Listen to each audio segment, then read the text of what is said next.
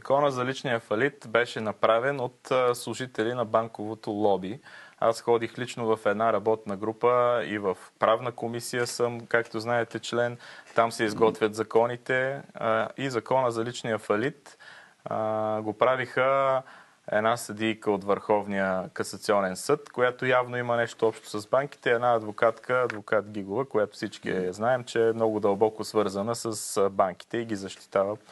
Те заедно решиха как да направим закона, така че хората да не могат да фалират, да не могат да го използват, за да може банките да ги държат Не, защо го правите тогава? Правят го, за да могат да вземат парите по плана за възстановяване и устойчивост, защото той е заложен вътре и е задължителен. Тоест те хем не искат да го направят, хем трябва да го направят. И заради това го направиха така, че да не може да се използва. Тоест някакъв изкривен, странен закон, който има много условия. Там трябва да си работил през последната една година. Т.е. безработни не могат да го използват. Трябва да 3 години назад да не си прехвърлял никакви имоти.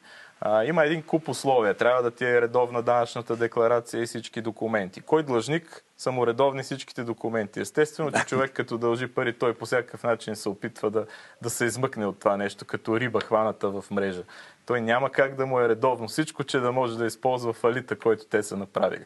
И освен това, след като човек бъде прият, да кажем, че минеш всичките тези условия, влезеш да фалираш в съда, трябва да водиш дело 1 година и след това трябва да чакаш още 3 години, ако случайно получиш нещо, да могат да ти го вземат банките.